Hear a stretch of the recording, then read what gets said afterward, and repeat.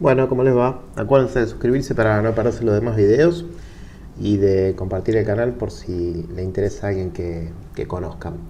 Vamos a ver en este video un tema medio complicado si uno no conoce un poco de hardware, pero que tiene una implicancia directa en nuestras redes, ¿sí? Básicamente es uno de los límites al tamaño máximo de un paquete. El tema que vamos a ver hoy es la imprecisión en el sincronismo. Yo transmito una trama de bits, acá estamos suponiendo una comunicación digital binaria, hay dos niveles posibles, un nivel para el 0, un nivel para el 1. Acá están los ceros y los unos ubicados con esta señal que se está transmitiendo. Esto puede ser que yo lo veo en un medio de enlace, en un cable, o puede ser un enlace de radio, lo mismo, y va del transmisor al receptor.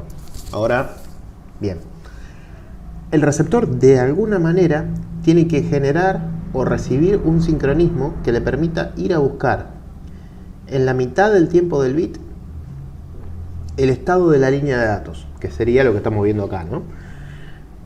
Y decodificar, interpretar a través de un hardware ese mensaje. Quizá hay que hacer un procesamiento por software, bueno, será después. La cuestión sería la siguiente. Vamos a hacerlo acá.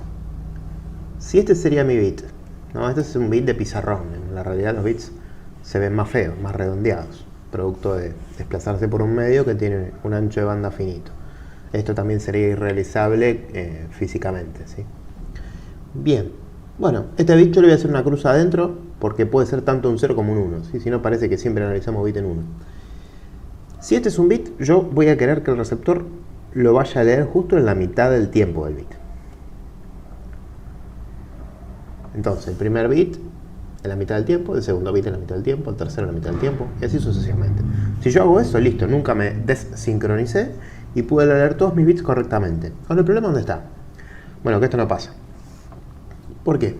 El primer bit, supongamos para una explicación fácil, que se lee correctamente. Cuando se vaya a leer el segundo bit, vamos a poner que este es el primero, cuando se vaya a leer el segundo bit, se va a leer corrido.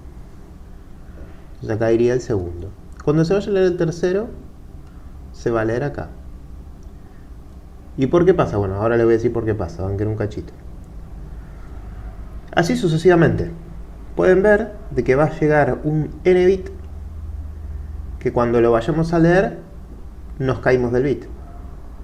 Es decir, que estamos leyendo el bit anterior o el bit que viene atrás, según hayamos adelantado o atrasado en esta imprecisión, ¿sí? Yo acá hice el ejemplo que íbamos hacia la derecha, o sea, hacia adelante en el tiempo, podría ser hacia atrás en el tiempo, o sea que atrasara el reloj del receptor. Entonces, producto de esta diferencia de tiempo, es decir, cuando este es el primer bit, lo leo acá. Cuando este que analizo es el segundo bit, lo voy a leer acá. Cuando este que analizo es el tercero, lo voy a leer acá. Así me voy a ir corriendo. Después les voy a explicar el porqué. La cuestión ¿cuál es? Es que sucesivos bits que yo me vaya recibiendo, me voy a ir corriendo hasta que me caigo del bit. Si uno supone el caso más generoso, y por supuesto no real, de que puede detectar correctamente solo en la mitad del bit, es decir, desde el instante central hasta un canto del bit, hasta el costado, tendría el 50% de un bit para poder detectar todos los bits que pueda. La distancia temporal entre un bit y otro, es decir, la distancia entre estas rayitas rojas que yo hice verticales, va a estar dada por la imprecisión en el sincronismo. Ahora bien, la imprecisión en el sincronismo que estamos analizando en este caso es una imprecisión que se produce por el método que uno utiliza. Es decir, es un error de método, es algo que va a ser sistemático, es siempre el mismo valor. Es producto del sistema que nosotros utilizamos para generar el sincronismo. Entonces el sincronismo siempre va a ser igual. Es decir, la distancia entre donde yo debería leer el bit, o sea, acá es OK, y acá es donde lo voy a leer, esta distancia sería nuestra imprecisión. Este tiempo es siempre el mismo, es decir, respecto del lugar donde yo tendría que estar y el lugar donde lo voy a ir a leer, esta distancia es siempre la misma. ¿El problema cuál es? Que es acumulativa. Es decir, si yo me adelanté para el segundo bit y me vuelvo a adelantar para el tercero en realidad me adelanté 2 veces, el tiempo que me adelanté para el segundo y el tiempo que me estoy adelantando para el tercero. Es decir, que es acumulativa. Entonces, en el 50% del tiempo de un bit, nosotros vamos a poder leer n bits por el porcentaje de imprecisión que tengamos al leer los bits. Es decir, si yo lo tendría que venir a leer acá y me corro 1%, entonces tendría el 50% es igual a n bits por el 1%. Entonces el número de bits máximo, teórico, super límite que podría recibir serían 50 bits sucesivos. Es decir, si yo tengo un sistema cuya imprecisión en el sincronismo es de un 1% del tiempo de un bit, entonces yo, aceptando de que puedo leer un bit hasta en el canto, o sea, estoy aceptando de poder leer en la mitad de un bit, en el 50% de un bit, entonces el número de bits máximos que yo voy a poder leer consecutivos es de 50 bits. O sea que la trama o el paquete que yo transmita va a tener un tamaño máximo. Esta limitación va a venir por el lado de la imprecisión en el sincronismo. Hay otros límites a los tamaños máximos de los paquetes. La que estamos analizando acá es la imprecisión en el sincronismo. Vamos a ver un poco de la imprecisión en el sincronismo en algunos dispositivos.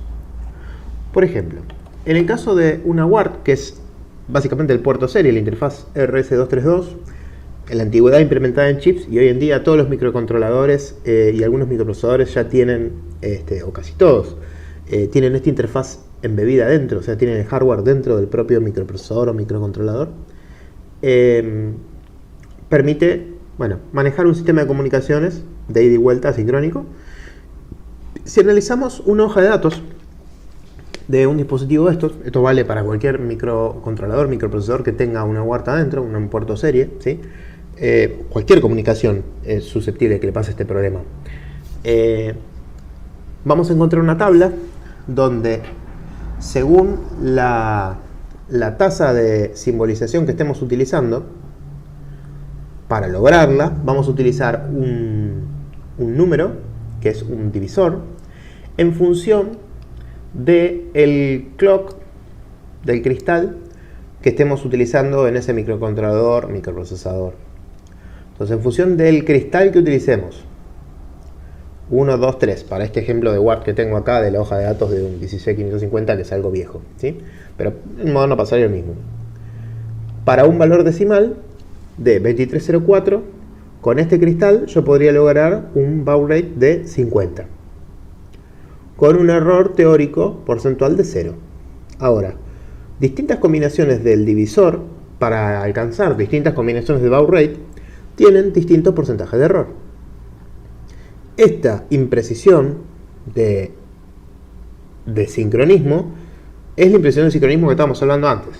O sea, este número, que yo le dije acá 1% como ejemplo, es esa imprecisión que acabamos de ver en la hoja de datos, ¿sí? Entonces, para un sistema dado, la imprecisión en el sincronismo nos va a limitar el tamaño máximo de los paquetes. Si seguimos viendo, por ejemplo, en el caso de una placa de red, una interfaz de red, en este caso una interfaz de gigabit Ethernet, tiene el circuito integrado que controla casi toda la placa y tiene un cristal. Este cristal es lo que le marca el tiempo a la lógica del chip de la placa de red para que realice todas sus tareas. Dentro de esas, generar su propio sincronismo. Entonces, la imprecisión de este cristal va a condicionar la imprecisión de cómo el hardware puede generar el sincronismo. Pero no es una cuestión de la imprecisión de este cristal de forma directa a lo que estamos analizando nosotros. En realidad, si lo quisiéramos analizar así brevemente, podríamos hacer el siguiente análisis, ¿no? Uno puede decir, bueno, ¿cómo es esto de generar un sincronismo con un sistema digital, ¿no? ¿Cómo contás el tiempo? Bueno, la verdad que no es muy complicado. De hecho, cualquiera que haya hecho cualquier curso de programación básica, la más simple, puede entender cómo se calcula una demora o cómo se genera un sincronismo en un sistema digital. Casi todos los sistemas digitales tienen dispositivos de hardware dentro de sí que permiten generar una marca temporal, es decir, un dispositivo de hardware al cual tiene un cristal, y según el cristal que uno le pone y algo que configura acá, algún seteo, es capaz de, a través de una salida, indicar una secuencia de tiempo. Por ejemplo, podría ser un clock. ¿Sí? Bien, ahora, sea que lo hace un hardware configurable o se hace por software, tenemos los mismos problemas. Es decir, lo que nosotros configuremos de este hardware o lo que configuremos de algún algoritmo de software para generar el tiempo va a ser susceptible de tener una imprecisión en el sincronismo. Eso es lo que vamos a analizar ahora. Bien. Yo voy a hacer el ejemplo por software, que es más fácil de entender. El ejemplo por hardware sería lo mismo. Imaginen que tenemos un for. Un for es una estructura de control de programación que sirve para repetir algo una controlada cantidad de veces. Y yo lo que voy a repetir es un delay. Este delay es algo que yo tengo controlado por el hardware, por el cristal de la plataforma de hardware que estoy utilizando. Supongo que yo genero un delay de 1 microsegundo. Si este delay es capaz de generarme una demora de 1 microsegundo y yo repito esto 10 veces, entonces todo esto va a durar 10 microsegundos. Si yo sé que cada 10 microsegundos tengo que ir a buscar el próximo bit, consecuencia del bitrate que estoy usando, entonces, bueno, genial. Este código que está acá, si yo lo configuro en 10, desde un instante inicial, espera 10 microsegundos, y cuando termina de recorrerse este for y continúa ejecutando lo que hay acá abajo, van a haber pasado 10 microsegundos. Entonces ahí voy a leer el próximo bit. Genial, ya está. Tengo todo resuelto. ¿El problema cuál es? El problema es si, en vez de este delay durar 1 microsegundo, el hardware que estoy usando yo, por el cristal que estoy usando, o el multiplicador que estoy usando, demora 0,9 microsegundos. No tengo más la opción de elegir 1 microsegundo. O dura 0,9 o dura 1,1. Bueno, ¿y qué hacemos? Si yo acá pongo 10 y espero 0,9, voy a tardar 9 microsegundos cuando se termine de ejecutar esto. Y si pongo una demora de 1,1, voy a tardar 11,1 microsegundos. No voy a tardar 10. Entonces, o me quedo corto o me quedo largo. En el caso que me quede largo, que es el que yo analicé previamente, si me quedo largo, cada vez voy a buscar antes ese porcentaje que me estoy corriendo del 10, o sea, este 1,1 microsegundo que me estoy corriendo de este 10, es lo que me voy pasando y se me va acumulando bit a bit. Entonces, esto que está hecho por software tiene una consecuencia que es, si la demora no me da un múltiplo exacto del tiempo que yo quiero esperar para ir a leer el próximo bit, lo que voy a tener es una imprecisión. Y esa imprecisión se va a repetir siempre. O siempre adelanta o siempre atrasa. ¿Sí? Esto, que está escrito como un algoritmo de software, puede estar implementado por un hardware. Y va a tener el mismo problema. Va a haber un número que configurar y producto de ese número que configurar, la demora de tiempo que se usa como unidad básica para contar, acá estoy contando 10, la unidad básica 1 microsegundo o 0,9 o 1,1, ese multiplicador que multiplica la unidad básica no me da un múltiplo entero del tiempo que tengo que ir a buscar el próximo bit. Y ahí es donde se me va a generar un error. Y eso es lo que me limita el tamaño máximo de un paquete. Bueno, espero que haya quedado claro esto. Cualquier duda lo escriben en los comentarios o, si son estudiantes míos, me pueden enviar un correo.